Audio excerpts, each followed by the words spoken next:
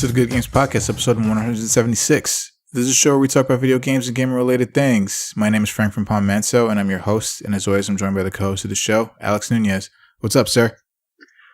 I don't know, man. It feels like I feel like a buzz coming into this episode. I've had one of probably like the best gaming weeks that I've had in a while. Interesting.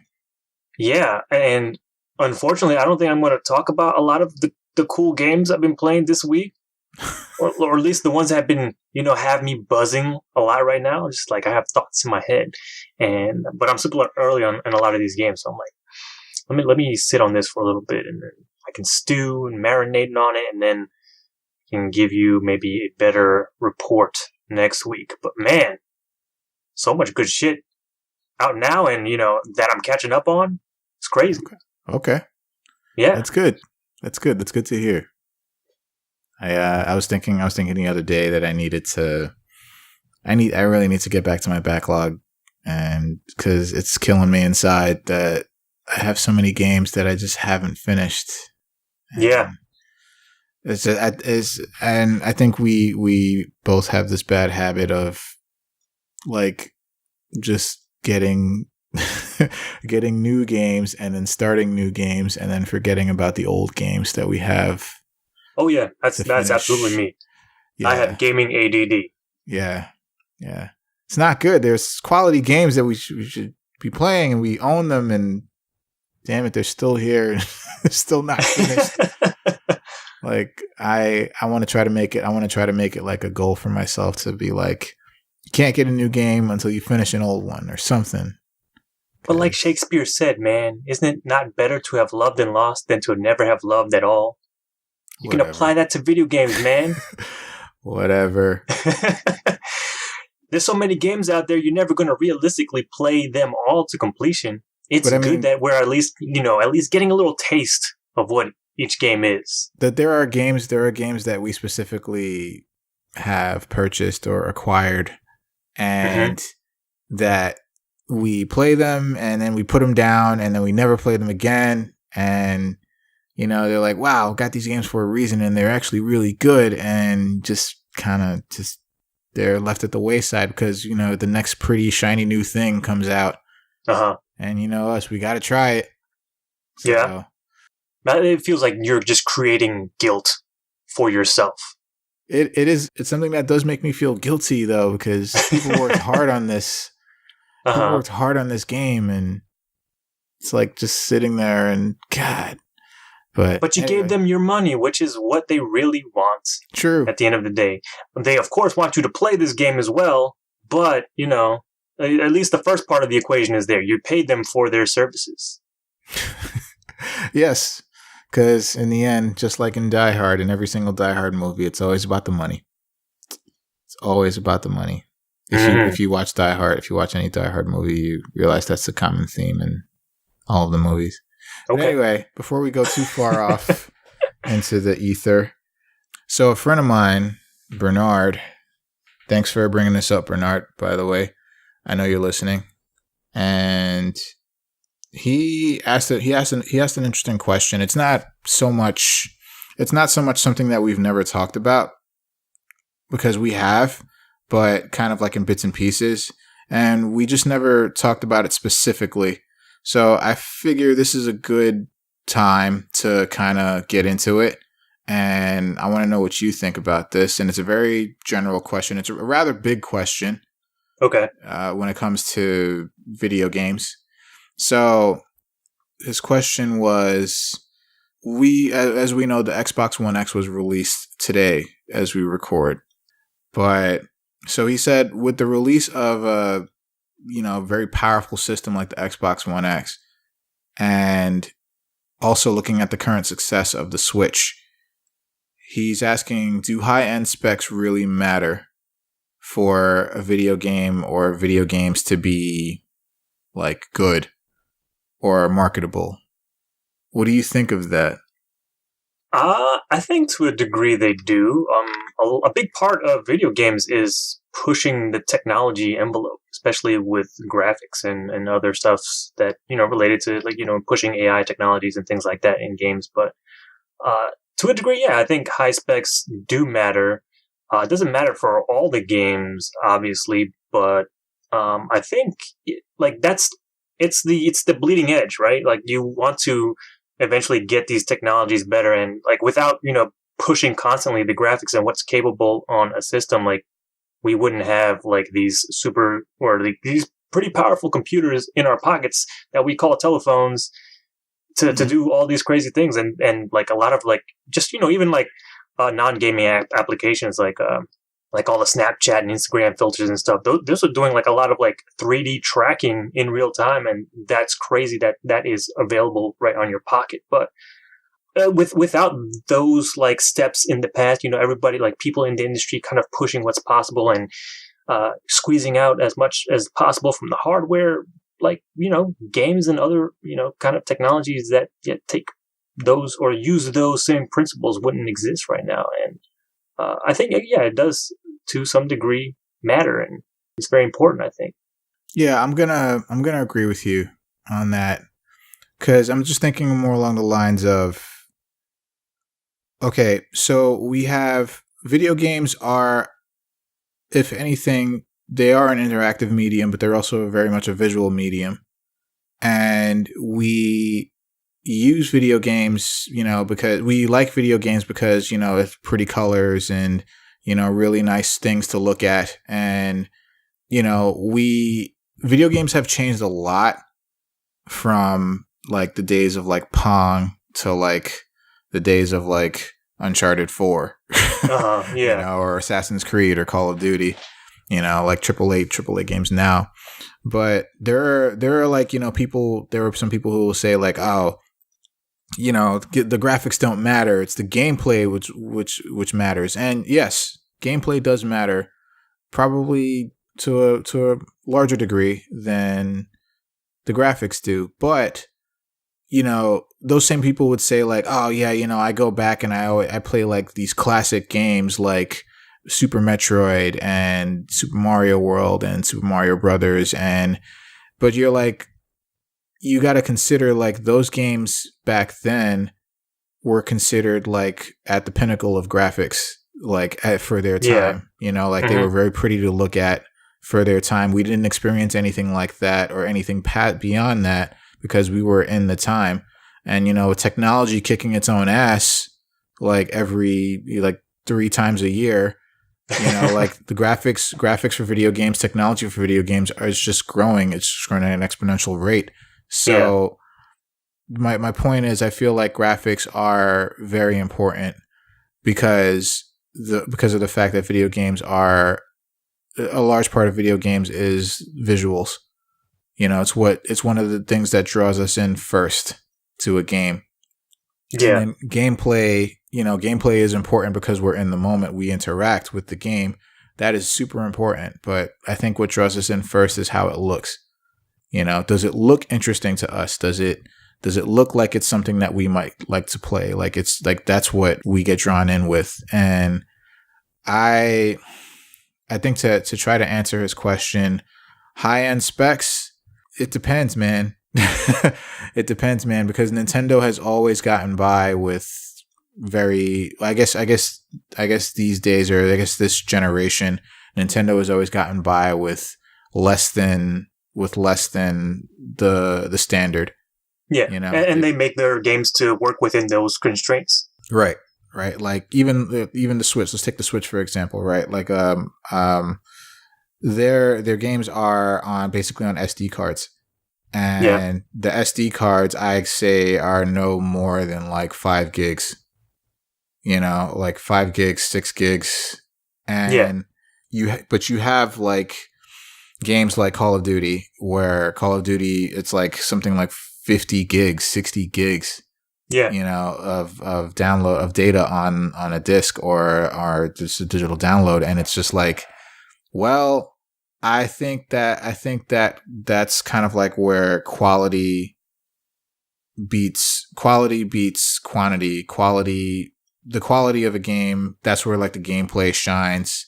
High end stuff doesn't necessarily mean that you have to have like the best, the most powerful system or the most powerful PC in order to have the best experience with video games. And of course, everyone is different. Everyone has preferences. And it's not like, you like different games than I do and vice versa. And it's not always going to be that if you have the most powerful system, that means you have the best games on said system. Right. Not true. That's there's no correlation between the two. Right.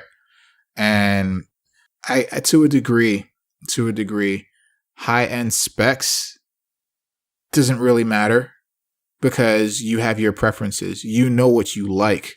You know what types of games you like to play.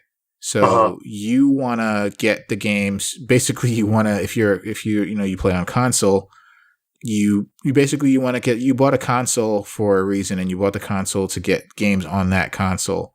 So you're looking forward to certain games that you specifically chose, or you specifically know that are coming down the pipeline that you bought the system for. So, you weren't really paying attention to like specs for the most part. You were paying attention to what the library for that particular console will hold. Yeah. And I think specs come secondary as long as the games are able to run, and most games are optimized for consoles anyway. Yeah. As long as the game is able to run, I think specs are secondary to the games themselves, the quality of the games themselves. Yeah, I like to think of specs as more of like more resources for game developers to do more stuff, more things with. Right? Yeah. And yeah, I feel like specifically with specs are secondary. Quality of the game, you already know what games you want to get down the pipeline, so that's why you made your choice of console. Now you have people who are lucky who can get like all of the consoles and have a PC or whatever, but most people don't have that choice. Most people or most people don't want to have that choice. They want to pick one. Yeah. And with exclusivity, that was like a big thing. Like I'd say like exclusivity was a huge thing, like in the days of like PlayStation 2 and the original Xbox. But that has nothing to do with specs. That's just, marketing deals and all that bullshit. Right. No, I mean, my point to that was you already know what because, we live in an information age where we have information just flooding us at all times. And we already know what's going to come years down the pipeline. And it's saying like, oh, it's going to come out for this. And so because you know that, you're like, all right, it's coming out for this. I want to get this console because I really want this game. It seems like something I'd really like. And you're not thinking about specs. You just want to play that game that you've been looking forward to. And you have to get this certain console to have that game, and that's just the way I think it's the way it's been for a long time, that no one really pays attention to specs like primarily. It's always something secondary. So yeah, it mattered at one point, but I think nowadays, like in the past couple of years, like just because a system has the better specs or is like the more powerful machine, it doesn't really matter. It's like pretty much where the games are is where you end up landing for the consoles. But it can like work to the detriment, like something with the Switch where, a lot of the Nintendo games aren't great on that system, but like a lot of the third party stuff that's starting to come over is, is not up to snuff, or it doesn't play the same, but like, stuff like Doom is coming out for the Switch, and I forget where they landed on that. I know they were trying to nail that down to like 60 frames a second because that was like super important for that game, and I think they hit it.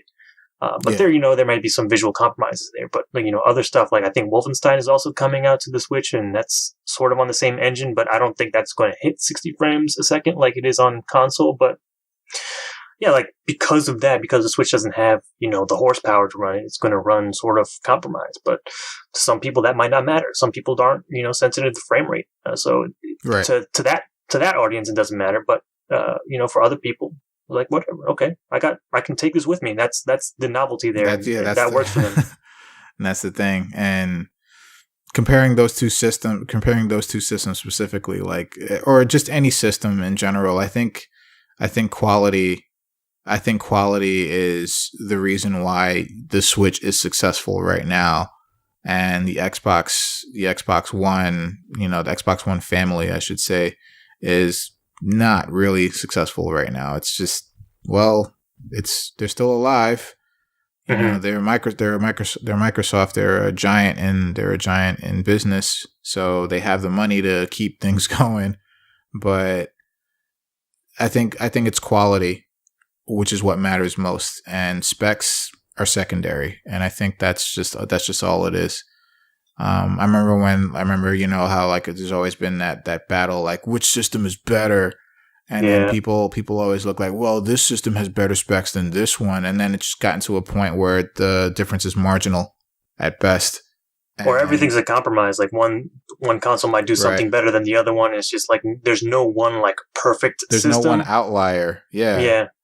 Like there is no one outlier, and it's just, well, people don't like now. It's like it seems like because like because they're so close, as far as like them being like basically their PCs.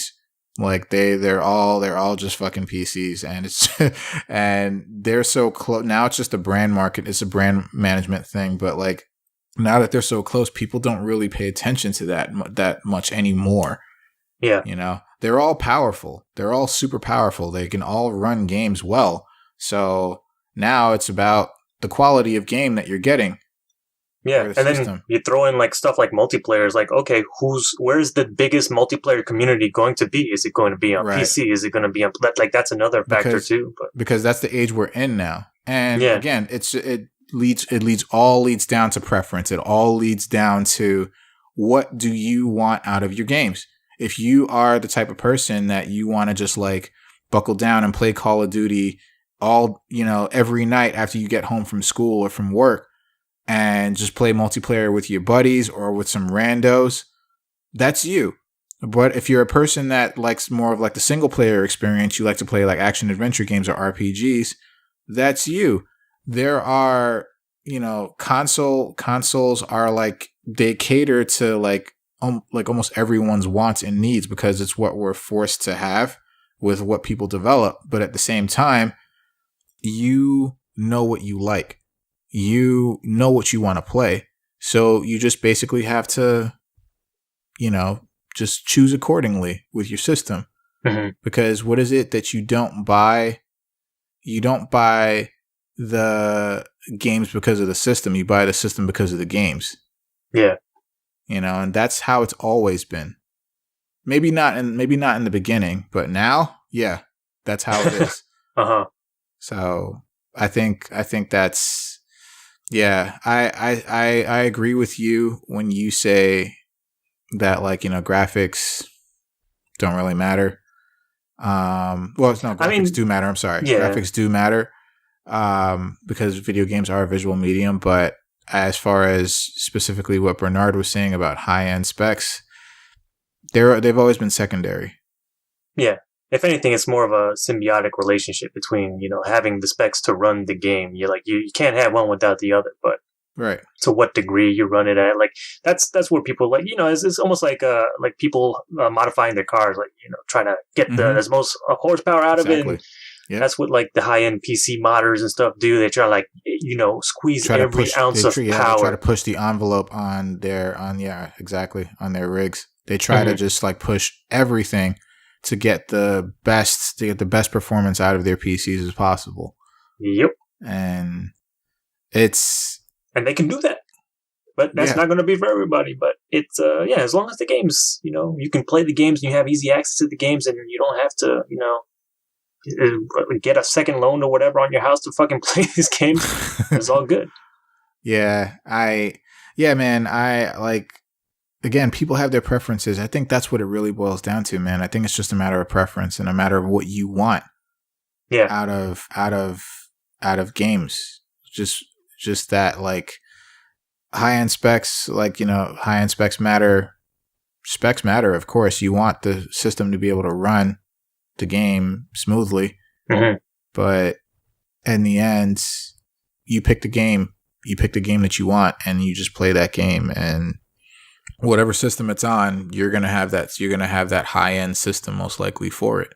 Yeah, and I think they even came out with like Phil Spencer from Xbox. He just came out and said that in an interview, or maybe a couple of interviews, but they don't expect to sell a lot of Xbox One X's because they know it's a niche market. Yeah, more than anything, they're going to sell a lot more S's than X's, but right. That option is there for high end people who have like the 4K TVs, or they just want to get every ounce of performance, but don't want a PC. Or that option is there. Don't get me wrong. There are people that are about that 4K life. Like they want that. Like they want the 4K life like real bad. And Xbox One X, that's the key. Like that right there. That's if you want that 4K life, you're about that. You get the Xbox One X and you'll be very satisfied. Mm-hmm. Although not every game is going to support 4K. Well, no, of course not. Yeah. But later on down the line, they're going to specifically make it so that it supports 4K with a later library and games. But yeah, man, Bernard, I think that specs are secondary. I'm not going to say they don't matter, but they're definitely not something that is like a deal breaker. Like the Switch is doing well, and the Switch is less than like way less powerful than the Xbox One X or the PS4. Oh, so it's about quality. Yeah, there are options for every kind of person out there. Some people kind of person out there. They want a car that gets them from point A to point B and back again. Other people want to like fucking drag race down every stoplight and get every fucking second. It's like whatever. People are going to do different things, and they want to have different needs. Yeah, and I think and that's why like any kind of like media or medium keeps getting made, because there's potential to reach every kind of person, either with one thing or with many different things. There's potential to reach everyone because everyone has their own interests. Everyone's different. And it's not like, like people, like everyone won't be satisfied with just one game. Like if there was like one game that everyone in the world would be satisfied with that plays video games, then hey, there'd be imitations of that one game, and then you know what? Things will stop. Because we found the solution. We found the game that everyone likes, and I think that's impossible. And I've seen that Star Trek episode. Yeah, me too. That's what I was referring to. Nice, good reference catch. So, but yeah, like everyone's different. Everyone's different, and you could be the person that likes high end specs. You could be the person that like says like, well, don't really matter to me because I like games on the Switch or I like games on the Wii. I mean, the Wii, man. The Wii was like super it was not powerful at all, but it was sold like gangbusters, man. No HD either. I know. No AC, but it sold like gangbusters, man. Why? Because it had that gimmick. Yeah. It had that gimmick. It was innovative. The motion controls was like, we'd never seen that before. We talked about it maybe, but we'd never seen that before. It fucking sold like crazy, to the point where the more powerful companies and systems were imitating that. Yeah. Because they're like, why didn't we think of that? Yeah, man. It's like, that's just how it is. It's just about getting in where you fit in. Like, how are you going to make it so that you're noticed in a sea of like, it's like indie, it's like, and it's probably the last thing I'm going to say about this, but it's like kind of like indie game development right now. Before it was considered like niche, before it was considered like, man, indie games like were associated with like trash. Like no one wanted to try, because everyone wanted to play like, well-established, well-known published games like, like Capcom, Nintendo, like those companies, right? But now there are so many fantastic indie games. Like the indie game scene has boomed, but I think now it's oversaturation now. I think like indie games are like, there are too many of them now. And now if you're trying to get in with you, if you're trying to make your own game, let's say, there are so many indie games out there. You're like, damn it, where can I fit in here? Yeah. But that's up to you to find that thing that makes you stick out from the crowd. And I think that's like, again, going back to the Wii, that's what Nintendo did. Nintendo's like, shit, you know, the PlayStation 3 and the Xbox 360 are way more powerful than our system. Let's do something to kind of, even though it came out before those two. No, sorry, the 360 came out first, but the Nintendo was like, let's make this different somehow, and let's just try this, and let's make it cheap. Yeah. Let's make it so everyone can have it, so we can sell more units, and let's make it so we make a profit on every box. Yep. Motion controls for the win. Mm-hmm. For the win. Like, you know, PS3 and 360 were very impressive. Like Xbox had the best. It had the best online presence, I would say. But I think console wars, if there was such a thing back then, I think the Wii by far like killed the other two systems. But unfortunately, the other two systems lasted longer, just because, you know, like Nintendo had to like, all right, we gotta keep things going, and yeah, here we are. But you have an example like that where you have a small, like a system that was not no HD whatsoever, and it killed the competition when it was out. You know, so yeah, I don't know. I thought that was a very interesting topic that you brought up, Sir Bernard, and yeah, keep things like that coming. Because that's kind of a big question. I think that's definitely something that's like we can spend an entire episode talking about that, honestly. Yeah.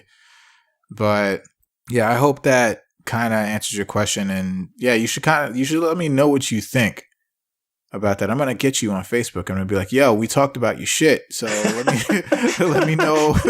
So when you listen to this, let me know what you think, man. Because I'd like to know, like, you know, what brought up that question. I know you said it's because of the success of the Switch and Xbox One X being out, but what other examples, like, in your head made you bring that up? Because that's a big question in the world of video games. I'd like to know where your head's at. But thanks Bernard. I appreciate that. And yeah, anybody who's listening, I appreciate, like, if you have any like questions like that we can discuss, we'd be more than happy to broach any interesting topics. Yeah, not to say that all of your topics are not interesting. Of course they are, but yeah, we'd love to just talk about this stuff. Yeah. All right, that was yes, it's very enlightening, I think. So thought provoking. Yeah, a bit. So, all right, let's start this episode. Well, we already did, but let's start the episode like we normally do. Well, what we've been playing. And so, Alex, you're up first. What do you got for us? I did it, Frank. Oh God, what did you do? I did what I set out to do last week. What did you do? I went to Australia and I downloaded Animal Crossing Pocket Camp. You went to Australia? That's the official story, yes. I went to Australia and I downloaded Animal Crossing Pocket Camp. You hear that, Reggie? I did it. This is perfectly under the books. This is good. Nothing illicit happened. Quick question. So, without using the internet, what time is it over there right now? It's like, it was whatever time is in Australia. It's, people listening to this, they could be listening to this anytime. I said I came back, Frank. I'm not in Australia still. Jeez. But I mean, you would still kind of know, or at least remember what time it is. Don't stall. I swear to God, don't stall. Because we just jumped ahead too. It's like, I don't want to do all that math, with the DST and all that crap. True. Why is it worth it? That's true. All right. Well, okay. I'll allow it. Okay. I'm glad I passed that little test of yours. Mm-hmm. But yeah, I'm playing Animal Crossing Pocket Camp. It's a lot of fun. Although it is, as you might have guessed, it is a shallower experience or a shallower version of the Animal Crossing experience. But yeah, it's cool. Like most mobile games, you kind of go in there, do your daily stuffs, and the whole thing is you have this little campsite that you're given free reign, pretty much, to do with whatever you want.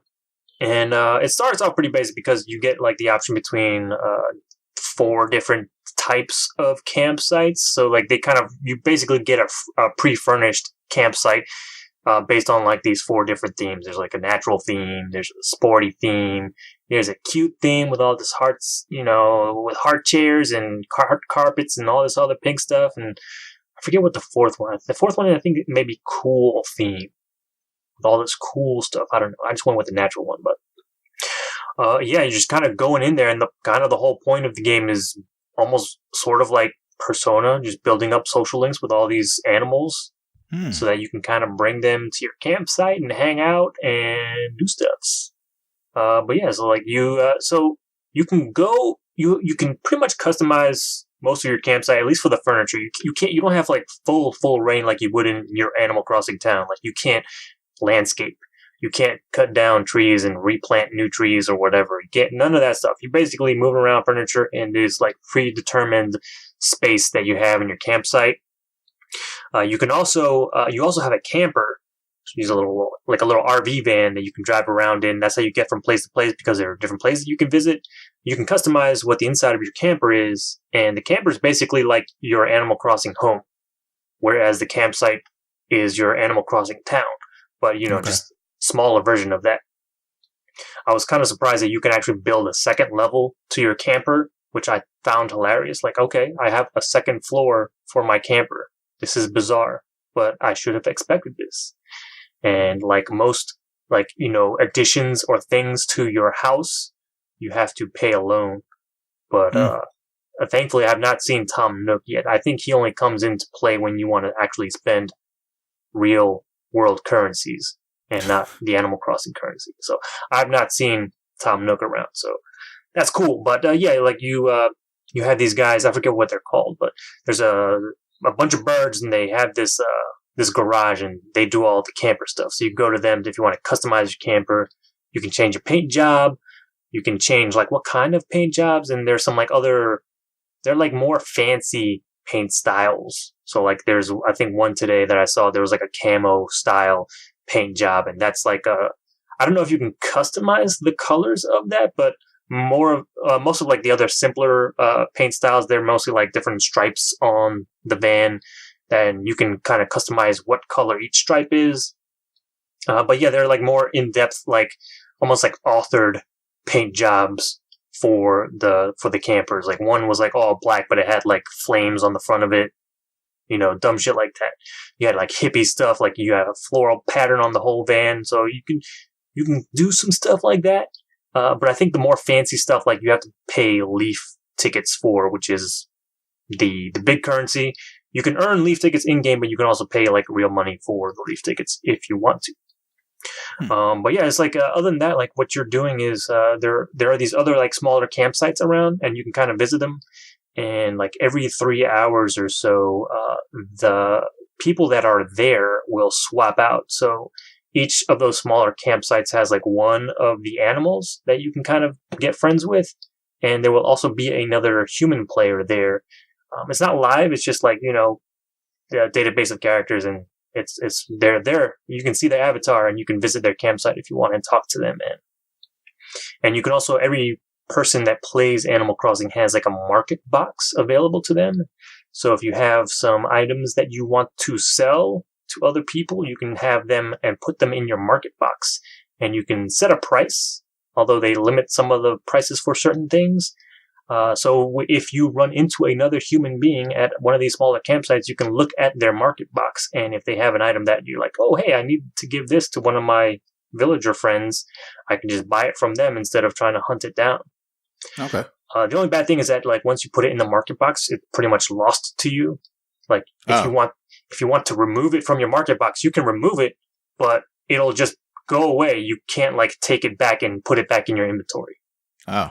So you have to like make sure that you are okay with getting rid of this thing. And I thought it was strange because you can put like a stack of items in one market box. You have like a specific number of box slots available to you. But I assumed like you can just like, okay, I'm going to put 5 of these things here and then people can buy, individually. But no, you are buying the entire stack. So I was not aware of that at first, but it's just a weird, I don't know, little detail. Other than that, again, it's like very simple. Like, so each of these campsites, there are different things to collect. And you can only ever use like one of the, staple, Animal Crossing tools. I think the only ones available to you really are the fishing pole and the bug catching net. And, most of the places, like there's a beach area where you can fish in the ocean. And there will also be trees that you can shake down for like coconuts and things like that, or pick stuff up from the beach. Like there'll be corals and shells and stuff you can get. But you can't there's never an area where you're like, okay, I have a fishing pole and I can catch bugs. There's only one or the other, basically. So you can't have two. So there's another island, I think, where you can just catch bugs and shake trees down as well, because shaking trees down doesn't matter what you have in your hands, really. But yeah, there's different places. There's one area that's a river, so you can get freshwater fish as well. And there's one area that's just trees and stuff. I think there's like 4 areas total. So it's as far as I know, it's the same exact layout every single time. Like even no matter who's playing, it doesn't do it like the Animal Crossing thing where it randomizes different places or anything like that. Mm-hmm. So again, kind of a shallow Animal Crossing experience, but it gives you a little bit of that same flavor. It does actually a very good job of like capturing that Animal Crossing charm. Like all the character designs, especially like on a modern phone, like it's like you're seeing HD graphics and it looks fucking crisp as hell. So that's cool to finally see. Although I guess you could technically say that Wii U party game is HD graphics, but I didn't play that, so it's cool to see it here on the phone. Other than that, I'm trying to think what else is like worth talking about. But yeah, like most of the game is just you kind of like leveling up, and the way you do that really is getting your friendship levels up with each of the little villagers or your little camper buddies. There's a limit though to how many guys you can bring over to your campsite. So once you've built up your friendship level to a certain degree, at some point, and I think it depends on which villager, but they have a level threshold, which means that at which point you can kind of invite them to the campsite. But in order to do that, you also have to jump through some more hoops, because you have to craft specific items or else they won't come to your campsite to begin with. So each camper has like a list of like 4 or 5 items that you must have at your campsite. So you have to kind of craft each item. And to do that, you hit up your boy Cyrus and you pick whatever furniture you want him to build, and then he builds it, and it takes real time to build. Sometimes it takes like a minute. Some of the fancier items can be like 6 hours. So It ranges. But most of the items, at least for the beginning villagers, it's like a minute or so, or 3 minutes, something like that. But sometimes like their last item will take a while. Like some of them, like it took an hour. And then some of it feels like, because every time you level up, you gain access to new villagers that you can recruit. And it feels like those guys are like higher level, so to speak, because their items tend to cost more and take more time to build. I see. And at first, when you start out, you only have you're limited to only like 1 crafting slot or something, and you have to pay leaf tickets. It's just the whole free to play thing. So they make every excuse they can to make you spend leaf money. Yeah, which isn't too bad. Like I'm fairly patient, so I actually did buy a second slot. I think you can get a 3rd slot, but I had enough like leaf coin or leaf tickets, whatever they call it. So not that big of a deal. But yeah, so you have to buy this particular set of furniture, and then you also have to set it up at your camp. But thankfully, they have like a button that says like, hey, do you want to automatically just set this furniture up so you can invite this guy over? I'm like, yes, please do that. And then it's funny because it plays like a little cutscene every time they come over. It shows them coming to your campsite for the first time, and they're all amazed and everything, looking around like, look, all the cool stuff you did for me. This is great. And then they're, interacting with all the cool furniture and stuff that you put there for them. And then after all that's done, the game prompts you, if you automatically set everything up, or if you let the game automatically do it for you, the game is like, oh, hey, this guy is here now. You want us to put everything back the way it was? And I'm like, yes, please. Thank you very much. So that was a great thing to find out that worked, because for a while I was thinking like, oh shit, do I have to manually put all this crap in here and figure out a way to organize this shit for each one? But no, thankfully it's only for the first time they come in there, and the game thankfully can do that automatically for you. So I was very happy to see that. Cool. But yeah, like you keep doing that with each of the villagers. So yeah, at each of those 4 locations, those smaller campsites, randomly there'll be different villagers there depending on like what level you are. And yeah, by talking to them, and then they'll have requests. So you just, you give them sets of items, and then doing those tasks will increase your levels with them. And if you get them to your campsite, I think there are other ways that you can increase your level even further. But yeah, each villager has their own reward tiers as well, depending on what level you get them at. So like, I think at level 7, a lot of the villagers will give you their t-shirt and other items down the line. And it takes a while, it seems, to get them all the way to like level 20, because that's where you get the final item, which is a little portrait of your little villager friend, and you can put it up as a furniture item wherever you want. But yeah, that's pretty much it.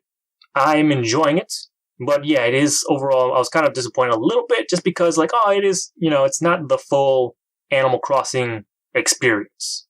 It is, a smaller, bite-sized chunk of it. But yeah, because like even like stuff like simple stuff like that you would expect from the Animal Crossing formula, like the 24-hour clock or the real-time clock, like there's always something going on, and it's based on the schedule, but it doesn't really matter in the mobile game. It does matter, like it'll change the time of day in the game depending on where you are right now, or what time it is where you are. But there's not like going to be different bugs or different like fish that you can catch at a different time. And I've not seen any like specific timed events or anything like, oh, this thing is going to happen at 1:00 today and it's going to last for 4 hours. That type of thing doesn't seem to happen. So I don't know if they plan on doing stuff like that, like holiday things in the future, but so far I haven't seen anything like that. But yeah, like if you want to get like an Animal Crossing fix, or if you like haven't played Animal Crossing in a while, this might be, something to check out whenever it comes out. Because it's not out yet in the States, at least. But there are ways, let me tell you, like you can, like me, you can go to Australia and download it where it's available. Yep, that's still the story, huh? Yes. Okay. Yes. All right. So. And the other thing I want to talk about, still, I've been playing on my phone a whole lot this past week. Monument Valley 2 finally came out on Android. And I was like, oh, fuck yes. I dropped everything else I was doing, and I'm like, fuck, I'm going to pay the $5 for this game, and I just played it immediately. I will say off the bat, this game is like an hour and a half long. Oh. Yeah. But I think it's completely worth it. At least for me. Your mileage may vary, of course. But yeah, I really liked the first Monument Valley a whole lot, and was very excited to try the second one, and was waiting for it to come out for my phone. So, yeah, I dove in and I got this thing, and goddamn, it's so good, Frank. Yeah. It's really good. I was thinking about it for a while, and in a way, it's similar to Inside. Just purely based on just the level of polish that these guys put in this game. Like, they sweated every single detail in this game, and it shows. It is remarkable. I love Monument Valley. The puzzle system that they kind of had in the first game is pretty much the same. They do some twists on it, because this game is largely about a mother and daughter. And for the most part, you're following the mother for a lot of it. I don't think it's related to the Ida character from the first game, but there is some like story stuff sprinkled in. It feels like it is a little obtuse, but I'm fine with that. I don't need like a specific like 3-act structure narrative for a mobile game. It's fine because it's largely a puzzle game. But yeah, and it still sticks to like the whole like MC Escher-esque thing of like, hey, you're manipulating these impossible geometric shapes and maneuvering around them in ways that should not work based on our reality, but it works in the game and it makes sense. And yeah, it's just like, I think the puzzle design is just ingenious. I never got super stuck on any of the puzzles, but there were a few like head scratcher moments. So I was like, oh, okay. That was a crazy way to solve that. There was one thing like halfway through the game where I was like, this is the fucking trippiest thing I've ever seen. It is bananas, man. Like, I thought I was like on drugs for a second. Like, did I just drop acid real quick? What the hell am I seeing on my screen? This is fucking crazy. Like, worth every penny. How much was this game? It is so good, man. It is so good. But yeah, like, actually, like early on too, I was surprised that they kind of pulled this on me because I felt feelings playing the first game.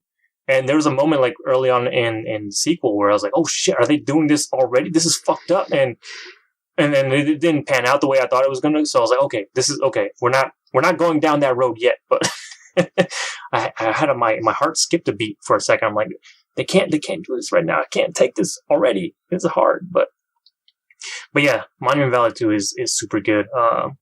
Yeah, super good puzzle game is very cool. It's super polished too. It's just so good. I don't want to say too much more because, it's only like an hour and a half long and I don't want to spoil anything.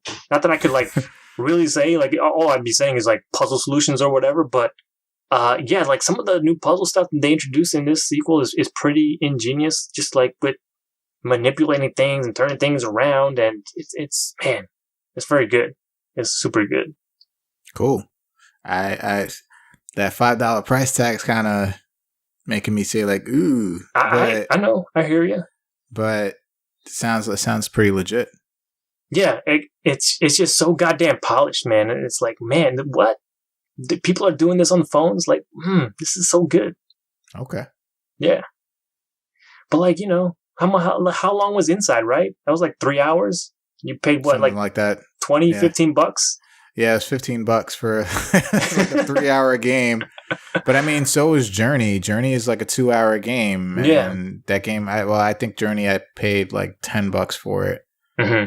But worth every penny. Yeah. Absolutely worth every penny. So Inside also, worth every penny. Yeah. That's kind of how I feel about Monument Valley too. But again, like the just the length of it, just being an hour and a half is like a little like, but for me, I'm like, I was a super fan of the first one. I was super glad to just experience the second one, and I was not disappointed at all. Cool. I don't know what the first one is selling. I don't know if you played the first one or if anyone else listening has played the first one, but I don't know if that happens to be cheaper or on sale. Definitely check out Monument Valley. But that's pretty much what I've been doing. All my phone stuff's killing my battery and everything. Well... So, what you been up to, Frank? Well, let's take a step back into the world of Super Mario Odyssey. Oh boy. Yeah, I'm talking about it again this week. It's if you notice with me, if I talk about a game, if I talk about a game 2 weeks in a row, or at least more than once, then. Yeah, you gotta play that fucking game. But but Super Mario Odyssey, stepping back into it. The reason why I wanted to talk about it again is because it's just I have a bit of a dilemma, right? So I beat the game. Through all of my trials and tribulations, I could not for the life of me find all of the moons, right? Right. So I complete the game, and I gotta say the end game is really satisfying. I was very impressed with the way they did the end game stuff, like the final battle with Bowser, and then I'm not gonna spoil anything, but like the stuff that happens after that is like really awesome as well. But I got a issue with the ending a little bit, and it's just one aspect of the ending, and we've seen this before. It's just like. Like, okay. I'm just like, all right.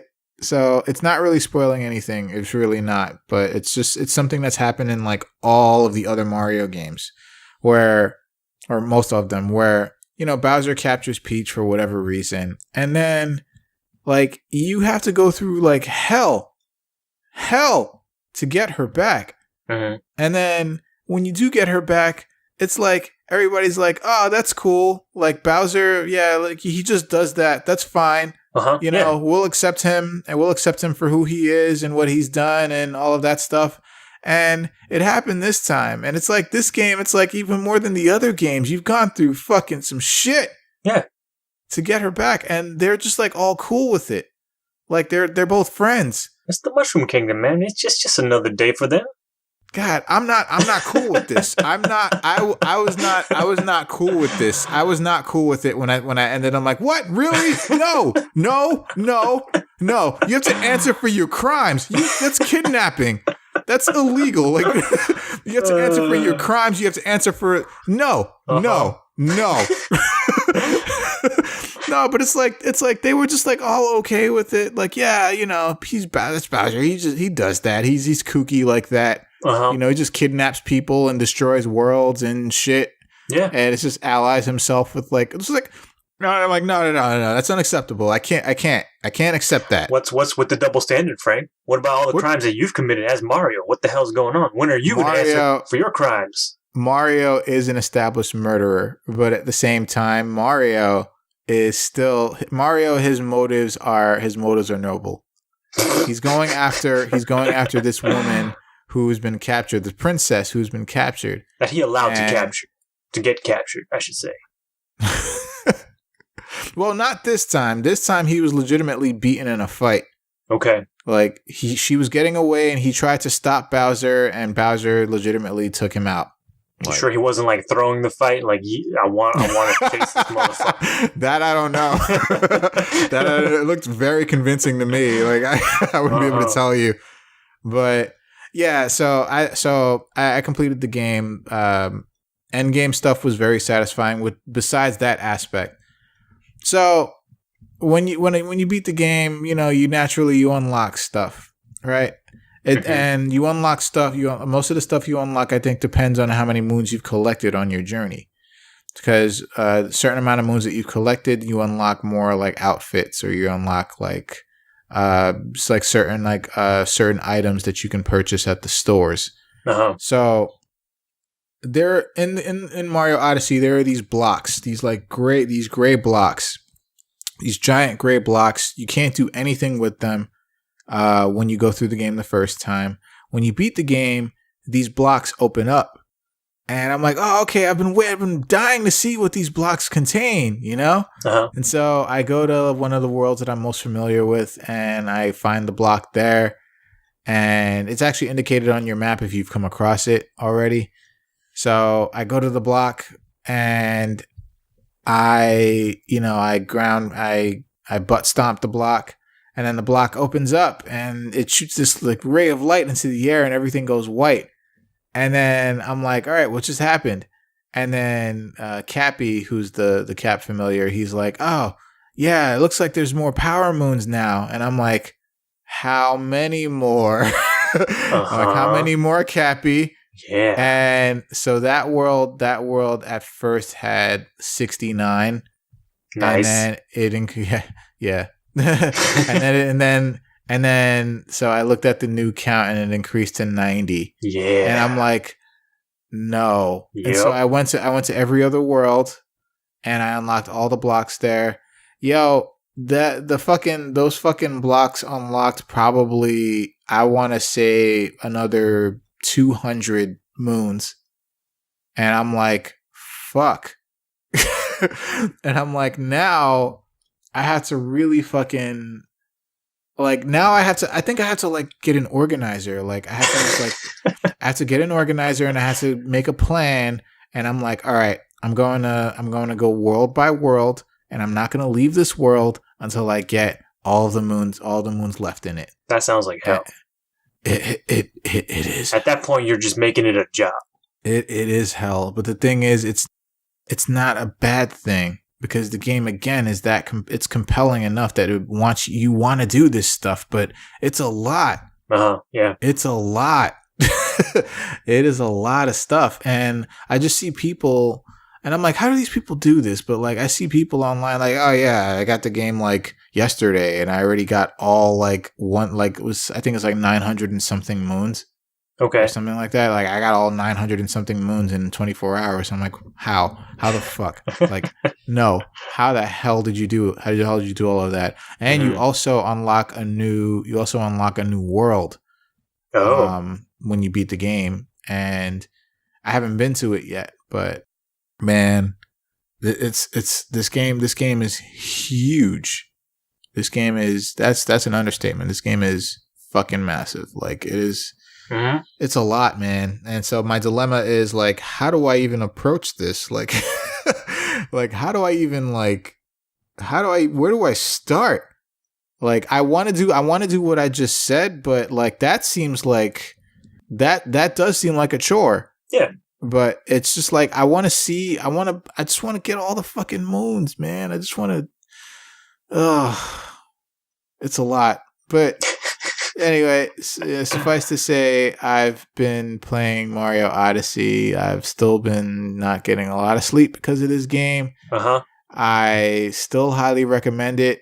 Just play Mario Odyssey. You will not regret it. It is a great fucking game. And it's just like, man, why did they do this? Why did Nintendo do this? Like, why did they make a game of this type with its like flagship character? Why did they do this? Because you wanted it.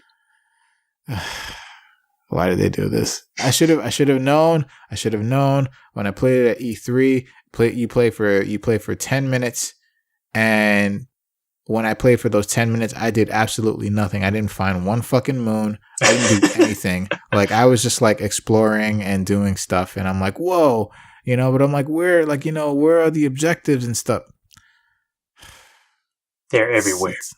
It's a lot. It's a lot, man. But like, there are things to unlock, and there's still like one outfit that I want to unlock. It's the skeleton outfit, but it costs like 10,000 coins. And I thought I heard something that it was like locked to Amiibo or something, but maybe I misread that. You can also purchase it. You can also purchase it in game as well. But I think if you have a certain Amiibo, you can unlock it. Just unlocking it.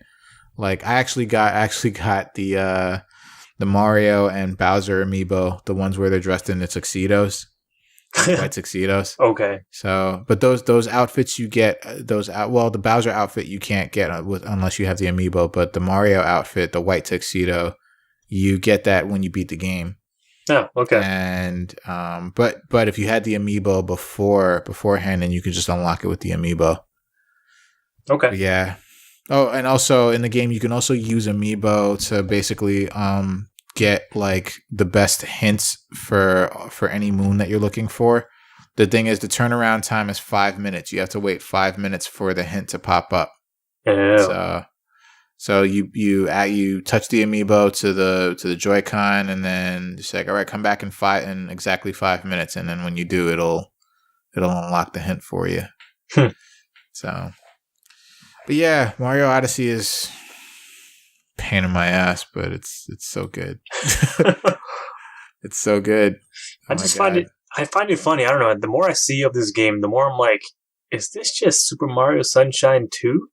Because there's just like aspects of the game that feels like they're building on that first game. Yes, I wouldn't go so far as to say Super Mario Sunshine 2. But yeah. There are a lot of elements. There are a lot of elements from Sunshine that are in this game. Yes. Yeah. A lot of elements from Sunshine are in this game. And, not everyone liked Sunshine. Everyone thought Sunshine was like weak, but I like Sunshine a lot. I don't, it's fine. I think it's definitely the worst of the mainline Mario games, but like the those 3D ones? Yeah. But like those games have excellent quality, so it's not like it's a bad game, but it's just, it's the weakest one. Yeah. I agree. I agree with that. It's like, to me, honestly, I think Odyssey is the strongest one, but I'm going to give Galaxy like top marks as well, because Galaxy was just like, what the fuck? Like craziness. Like Galaxy was like what I wanted out of Mario 64. Mm-hmm. But, of course, Galaxy was different concept entirely, but with the same elements, but still. But yeah, I would agree that Sunshine is the weakest one. Yeah. But I enjoyed it. I liked it. Yeah, I like it too. Yeah, Odyssey. God damn it. Odyssey, like I'm thinking about it right now. And I'm like, maybe I need to look in this place in this world, or you know what? I didn't really like explore this place too much, and you can leave and come back, Frank. You don't have to just grind away at the thing. Yeah, I need to wean away from it for a little while, because it's gonna take over. It's gonna take over. I can feel it. So that's it for what we've been playing, and we're gonna go into headlines. And before we do, you should go to InnerCityGeeks.com where you can follow along with us for what we're about to talk about. So the first thing that's up is that BlizzCon 2017 happened this past weekend. Yep. And there were a lot of things that were announced and things happened there. Actually, a friend of mine got to work at BlizzCon 2017. So that's awesome. Nice. Yeah. He got to take like awesome pictures and stuff. And I'm super jealous. Super jealous. And yeah, he's a really good guy. So I'm not going to call him names, but I love that dude. That dude's awesome. But yeah, he got to work at BlizzCon. So BlizzCon happened, and of all the things that happened, this article here concentrates on like the 6 biggest things, I guess subjectively, the 6 biggest things that happened at BlizzCon.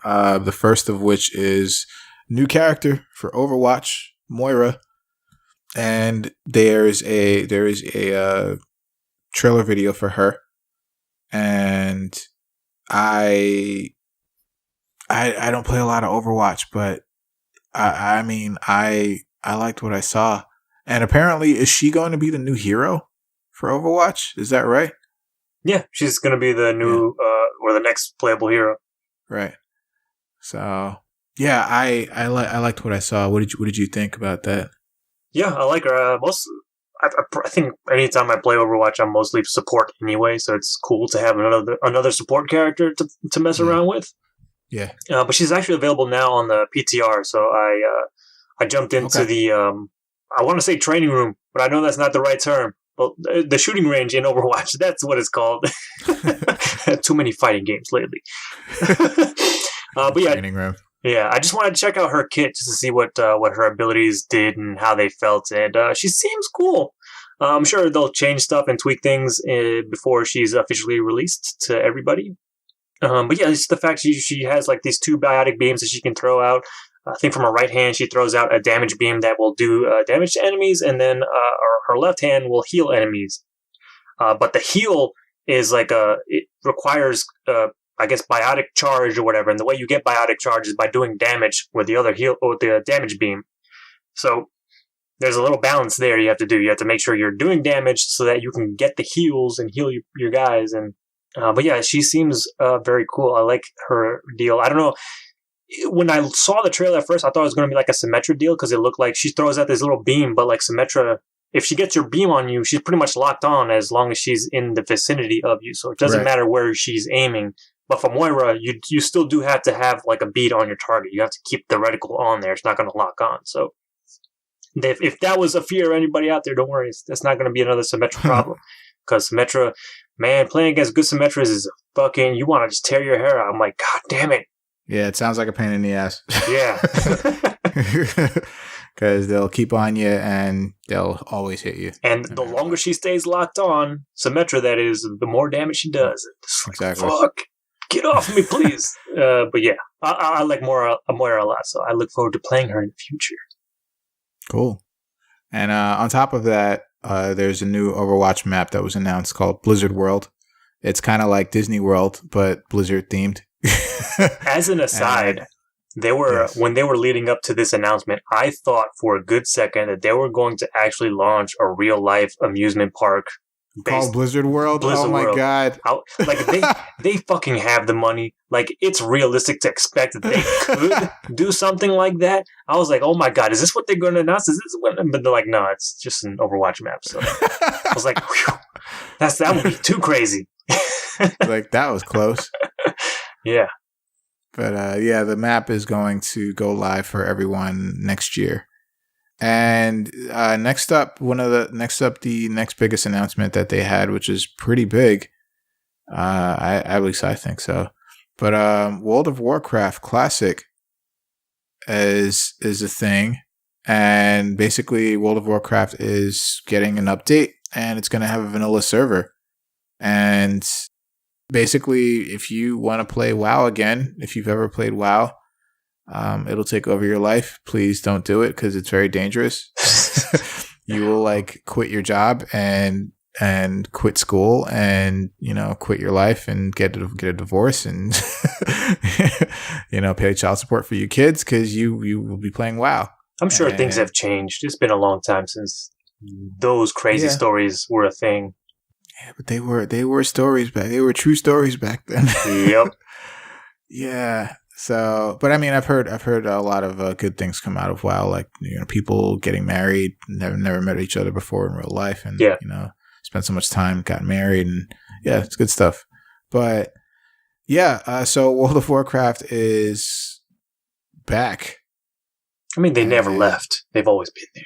Well, it's a new expansion for World of Warcraft. Yeah, and now, you know, it's going to be like, wow, okay, that's awesome that it's still around, it's still here, and back in the sense of new stuff, new expansion, new stuff, and it's new and old at the same time, which is bizarre. But I know a lot of people, I think, on the dark web, not necessarily dark web, but, you know, people have been running classic WoW servers off the grid or whatever. So I think this is them listening to the fans and being like, okay, you guys seem to really want this, so we're going to give you the option to run original ass World of Warcraft. So here you go. From the sound of it, it just seems like it's just going to be a server option. So I assume maybe there's like a drop down somewhere where you can just like, okay, I want to go on to the classic server. But yeah, this new expansion, I don't know, it seems weird because like it's focusing again on the Alliance versus Horde thing, which is, from what I assume, I've never played WoW, but it seems to be like the crux of the story of World of Warcraft. Yeah. But I think like with some of the past expansions, there have been new races and things like that, new character classes that have been introduced that maybe not fall into either one of those classifications, like Alliance, or they don't ally with Alliance or Horde. So I don't know how that all fits in, but that was just rumblings that I heard on the interwebs. Well, yeah, man, WoW keeps on trucking. Yeah, but they said that WoW Classic, it's probably not going to be released for a little while. Mm-hmm. It's still in development stages, so yeah, but just keep on the lookout if you are interested in this news. So next up is StarCraft 2 is going to be free to play going forward as of next week. It's going to be free to play. So yeah. That's something. I think I'm more surprised it hasn't happened already. Yeah, it's kind of, yeah. I agree with that. I'm just kind of like, well, it's about time. Yeah. But specifically, Wings of Liberty will be available for free. I think you will still have to pay for the Heart of the Swarm expansion or Legacy of the Void. You'll have to buy those extra if you want to continue playing StarCraft 2 beyond the Wings of Liberty campaign. But if you, they say if you already have Wings of Liberty, you will receive Heart of the Swarm for free. Yeah, nice. So, yeah. And it says ranked multiplayer will also be given to players for free, but players will have to unlock it after achieving 10 first wins of the day. So. Okay. Oh, so maybe like a quick play instead of like a ranked playlist or something like that? Right. Okay. Right. But, yeah. Yeah. So the next thing that's up is that Hanzo from... it's weird. Hanzo from Overwatch is going to be going to Heroes of the Storm. And that's okay. That's I mean, it kind of works. Did you watch the video? No, I didn't even see it yet. No. all right, yeah, if you watch the video, you're like, all right, sure. Like, all right, sure, yeah, that kind of works. But yeah, if you watch the video, it kind of like, oh yeah, okay. Yeah. But and then the sixth thing that was subjectively the biggest news is that Hearthstone's new update is coming, and it's going to be called Kobolds and Catacombs. And it's apparently going to be a return to the roots of fantasy, according to the game director. And it's about exploring dungeons and finding loot, and new cards are going to come from the expansion. And it's going to also come with a new single-player mode called Dungeon Run. So, yeah. I am not a Hearthstone player, but I've seen Hearthstone, I've seen the game being played, and it's like, oh shit, a card game. It's a video game. That's like one of my weaknesses. So I can't. Oh, really? So yeah, big time. I think I told you about like my obsession with Final Fantasy VIII card game. Yeah. That I actually played that game longer than the game itself. Oh, okay. That kind of a problem. Yeah, it's a big problem. Okay.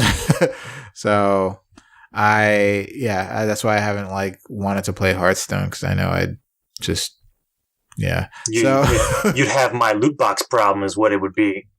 Yeah, sort of. I'd have the problem, but I stay away. But I've seen Hearthstone being played, and yeah, this looks like this also has a trailer for it. I didn't see the trailer, but I'm sure Hearthstone is going strong as fuck right now. So yeah, it looks cool. Like I'm interested just because it's more like single player content, and the part of Hearthstone that I don't love is the PvP stuff, which seems to be like the core of it. And since I don't like building decks, I'm like, I don't care. I just want to play the game. And at least this new update, this new expansion, whatever, this new game mode seems like it's like right up my alley, because you don't have to really worry about building a deck, it seems, or you can earn new cards and build a deck from there or something. So that sounds cool. I might check that out. Yeah. But all right, so moving on to the next headline. So Microsoft, they are planning to launch a game streaming service, and they're saying that they want to do it within the next 3 years. And that's pretty much all that is said about that. Uh-huh. I'm assuming it's going to be a lot like PlayStation Now for Sony. Yeah. So, we'll have to see what happens with that. PlayStation Now, I'm kind of surprised it's still going. Yeah, I'm kind of curious if they've done anything to improve it at all, because at least when I tried it was like,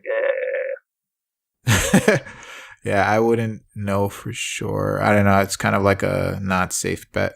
Yeah. So, yeah. Streaming service, again, they're planning to launch it within the next 3 years. We'll see if that'll be sooner rather than later. And yeah, if there are any PlayStation Now adopters that are listening, maybe if you were interested in the Microsoft version of that, then you should check it out. In other news, in PlayStation news, this is very interesting to me, and I'm like, it's about fucking time. I mean, it's not anything like crazy, but it's like, all right, finally we're kind of stepping through the door now, where PlayStation trophies can now earn you a very small amount of money. That's the title of the article, but it can also earn you points towards purchases on the PlayStation Network. Uh-huh.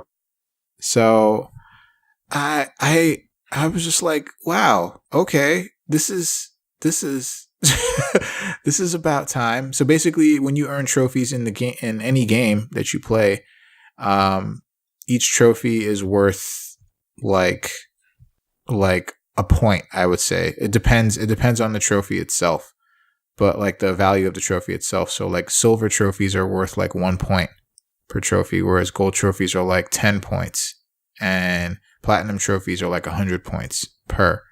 So when you earn, you can trade in those for points or a voucher for money. the thing is with the vouchers for money, you have to earn like basically you have to get like 10 platinum trophies for like a $10 PSN voucher. Yeah, you can't just get like, oh, I have 3 platinums, and you have to get a full stack of 10. Yeah. Which, in my lifetime of playing PlayStation games, I still have not gotten 10 platinum trophies. I'm not even sure if I've gotten one. Like, I haven't even tried to see. I think I'm at 9. I'm like just there. Okay. Yeah. Oh, wait, no, that's not true. I think I've gotten I think I have like 4. Mm-hmm. I forget for what, but yeah. So the exact breakdown is 100 silver trophies equal 100 points, 25 gold trophies equal 250 points, and 10 platinum trophies equal 1,000 points. And so those values can translate to the point values can get you different things with stuff. So I don't know. I got kind of paranoid when I saw this at first because I'm like, wait a minute. If you earn the trophies and you trade them in, are the trophies gone forever? But I'm like, if that was the case, then you could actually spam the trophy and just keep re-earning it. But I'm like, that's not how it works. But yeah, that's not how trophies work. But yeah, you can. Basically, every time you have a trophy, every time you earn a trophy, that trophy now has value towards something. It's not much, but it's something.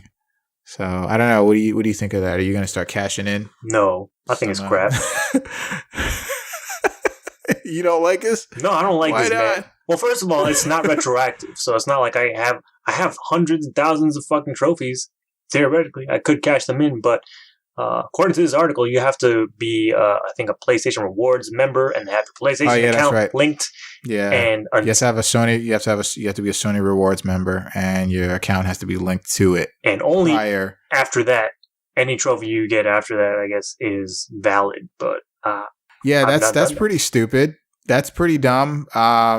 It is not retroactive, like you said. So, if you really want to do this, if you really want to go down this road, then you have to do the account stuff now and then start earning trophies. Yeah, but like the rewards are like so like measly. It's like why am I even gonna fucking bother? You have to do so much.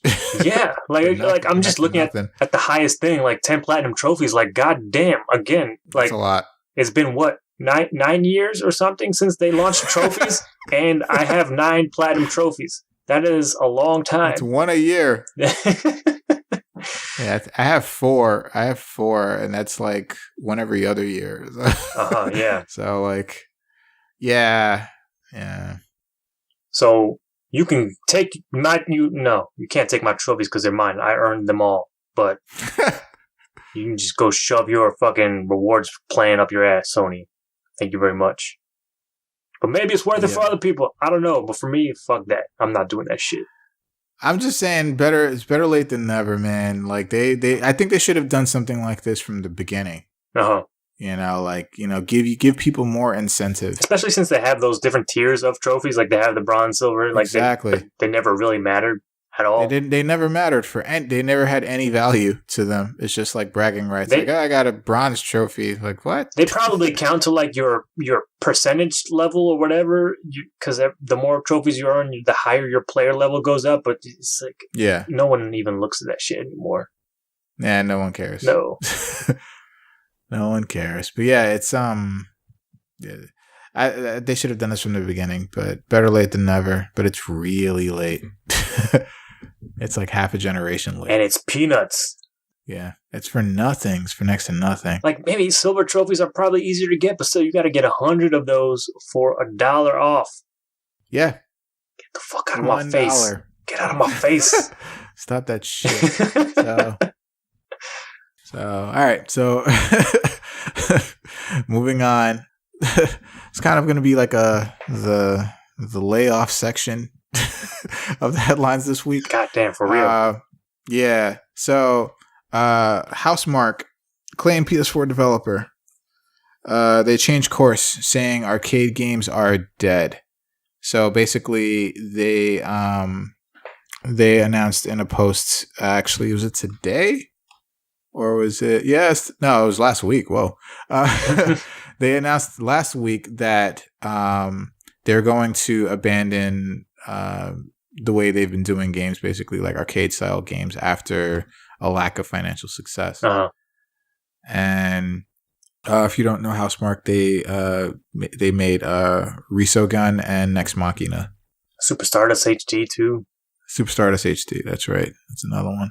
So one of the things about this, the games are pretty cool, I have to say. But one of the things about this that's like, that sucks, is because their games were featured prominently as free PlayStation Plus titles, and basically they said that that's fine that they were able to get more people to notice their games on them being free, but it didn't help sales whatsoever because no one's making any money off of it. But it did get more eyes on their games. Yeah. And yeah, it's they just said that they just weren't finding success with making the games in the fashion that they have been making them. Yeah. It's like a fucking niche ass market, it feels like, to make those like arcadey style games and twin stick shooters that they make so much of. It's like I'm surprised they kept going for so long as they did, at least. Yeah, I agree with that too. Because at least with Super Stardust, like, it was novel at the time because it was on the PlayStation 3, which didn't have really a game like that. Like, Xbox had Geometry Wars, which was like going crazy banana, selling like hotcakes, but PS3 didn't have that for a long time, and kind of Super Stardust filled that niche. But after a while, like, I don't know, they just seem like a dime a dozen, or just like, okay, we've played this kind of game before. How many twin stick shooters do we need? So I'm kind of glad they're going in a different direction. It depending on which direction they go, it could, like, I don't know, because they could just make like a free to play game or something like that. So I don't know. I hope nothing but the best for them, because when they make all their games, they're super high quality. They're really well done. But yeah, like I don't remember the last time I bought a Housemarque game, just because like I don't want to play another like arcade style game. Like, I'm sorry. Like, I just don't want to. I don't. I've played those kinds of games before. I grew up in that era. I'm gonna almost say that they're a dime a dozen now. Yeah, like, because we grew up in that era. Like, yeah, we're good. And it was novel when, like, oh hey, they're making these games again. But like, again, I was like, okay, and now you guys, like, you did it too much. Yeah, but their time has passed. Yeah, their time has passed, and it's kind of like they just didn't want to accept that was the case. Yeah. So, yeah. So good luck to their next venture. Yeah. Hopefully it'll be something different and new and refreshing, so that they'll get more sales out of it this time. So next up, real quick. So Runic Games, studio behind Hob and the Torchlight series, is done. Oh no. Yeah, they basically confirmed the closure in a note posted on the company's website. So they said that community and multiplayer services will keep running after the studio shuts down, and they also claim you haven't heard The Last of Us as they shake their fist. But yeah, Runic Games is done. Do you have anything to say about that? No, I was gonna say that's just a shame, because like they just came out with Hob, and now they're closing shop again. So that well, not again, but they're closing shop, so that sucks. But yeah, it sounds like just the way things went down, it sounds like it was just something that came from on high, based on their parent company, or whatever company owns the largest stake in Runic, and it was just a money thing. So hopefully they can rebuild and make them better, since we will not see the last of them. Hopefully they come up with something cool. Yeah. And the last bit of news, last bit of layoffs. So Telltale Games. Now, Telltale Games is still fine. They're still going, but unfortunately they had to lay off 25% of its workforce. Good Lord. That's a lot. Yeah, I think for them it ends up being like 90 people. 90 people. Jeebus. Yeah. Yeah, 90 people had to be laid off, unfortunately. They said basically the reason why they did it is to make, what was it that they said, to make better games with smaller crews, with a smaller crew, just so that they could concentrate more on quality. Yeah, I guess. So, yeah. It said the restructuring is not expected to impact the release of any of the company's previously announced projects. So they're still going to keep going with whatever they've had.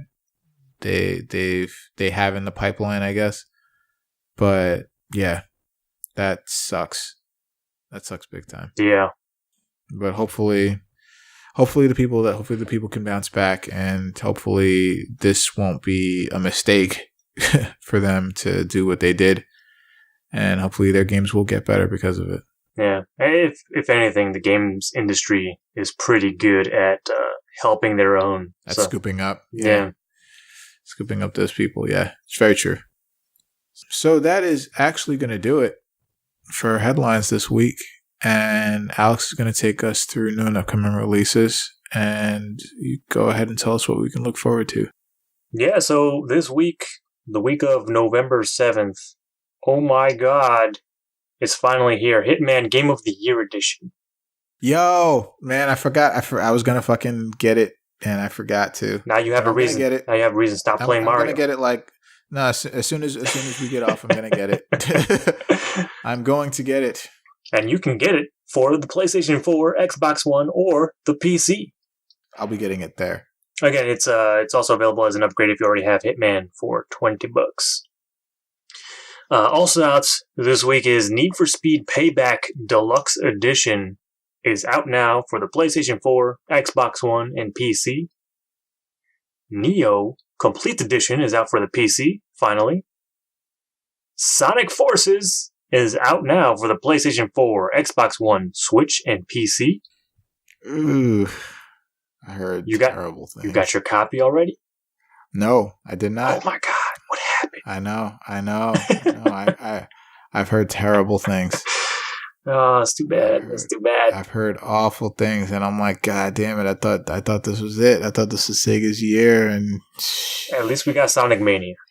At least we have Sonic Mania.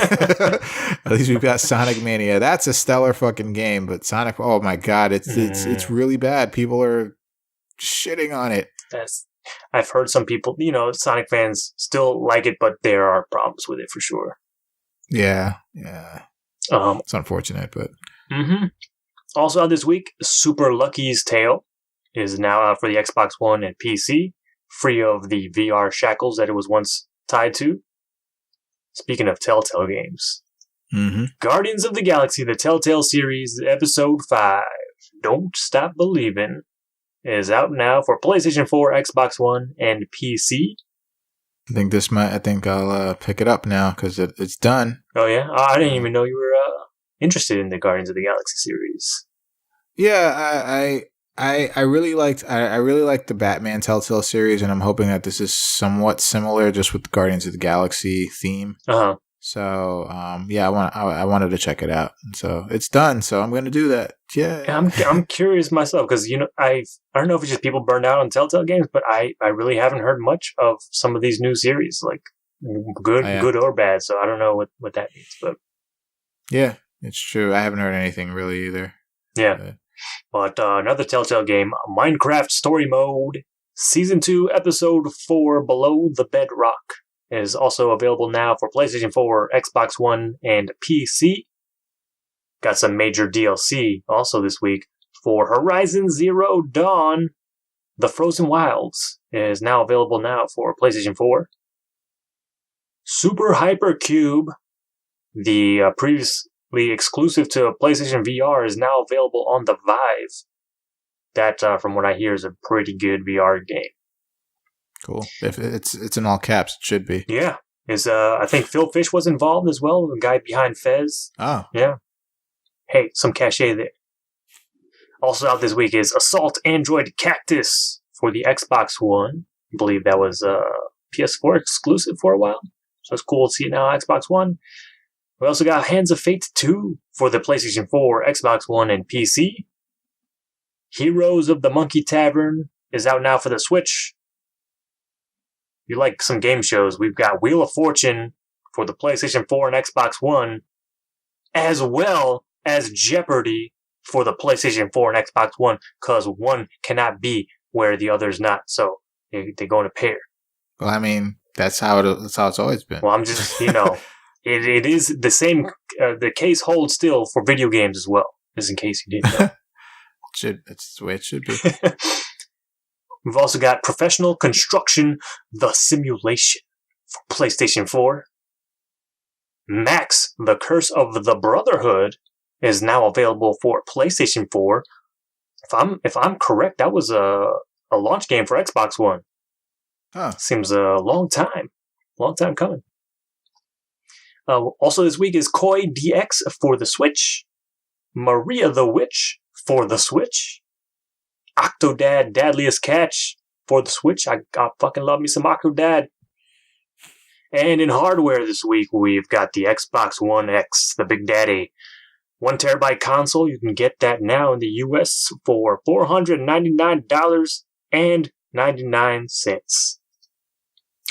But that's not all, guys. We got some Friday releases this week as well. First up is Doom 2016 for the Switch.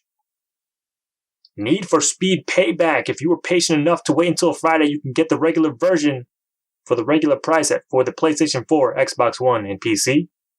Snipper Clips got some DLC. It's coming out Friday. Like everything else here is called Cut It Out Together. And that's coming as a digital DLC and also a physical package as well, I believe, with the DLC and the full game there. That's available for the Switch on Friday. Mario Party, The Top 100 will be out on Friday for the 3DS. It's their mini-game collection from the Mario Party games. All 10 of them? Yeah, 10. It's the best part of those games, but I don't know if they'll all work together like that. That just takes the fun out of it. Yeah, I don't know if I'd say that, but were they fun to begin with? Of course. I don't know. They were so much fun, but the reason why they were so fun is because they were spread apart. They were spread out. You didn't have to play them all at once like that. And now it's there's no urgency to get to the mini games, or there's no real competitive flair anymore to get to the mini games. You just play with them whatever you want. It's just it's kind of like Captain Toad. It was very novel, and they came out with a Captain Toad game, and it's all right. Novelty's worn off. I think I'd rather have a Pokemon Coliseum minigame collection. Give me that, Nintendo, and you'll have my money. Yeah. Also on Friday is Skyforge Standard Founder Pack for the Xbox One. Sphinx and the Cursed Mummy for the PC. And finally for Friday releases, Football Manager 2018 is available for the PC. And now that we got another full week for this month, PlayStation Plus games for November 2017 are now available if you have a PlayStation Plus subscription. So, what you can get this month are Worms Battlegrounds for the PlayStation 4, and Bound also for the PlayStation 4. R-Type Dimensions is going to be available for the PlayStation 3, and Ragdoll Kung Fu Fists of Plastic for the PlayStation 3. Then we got the Vita games are going to be Dungeon Punks for the Vita and is cross-buy with the PlayStation 4. And then finally Broken Sword 5, The Serpent's Curse, episodes 1 and 2, just for the Vita. And this month, I think they mentioned it was a bonus because it's been a year since they launched the PlayStation VR. But they're throwing in a VR game. That VR game is going to be Until Dawn, Rush of Blood for PlayStation VR. You can grab that starting November 7th and all the way till January 2nd. So you have some time to grab that if you'd like. But I do have one last thing. Apparently Ubisoft, they are giving out the Watch Dogs, the original Watch Dogs, for free, for free. on PC only. Sorry, console guys. But You have some time left for that. If you're hearing this when it comes out, this offer will end on November 13th. That is Monday. I'm not sure what time on Monday, so you might want to get it by Sunday just to be safe. And you also have to be a member of you have to join up with the Ubisoft Uplay. Yes. Their Uplay thing that they're doing. Yes. Yeah, it's not like you can get it on Steam. You have to use their Uplay client and have a login with them and all that. But right. That's the only caveat. Other than that, that's it for all the new releases and free stuffs and all in games this week. All right. So that means, thank you for that. And that means we are done for this episode.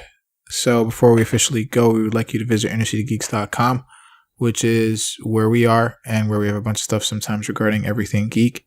You can listen to our older episodes on and or subscribe to our YouTube channel. It's called Good Games Podcast. And yeah, you can do what I just said there.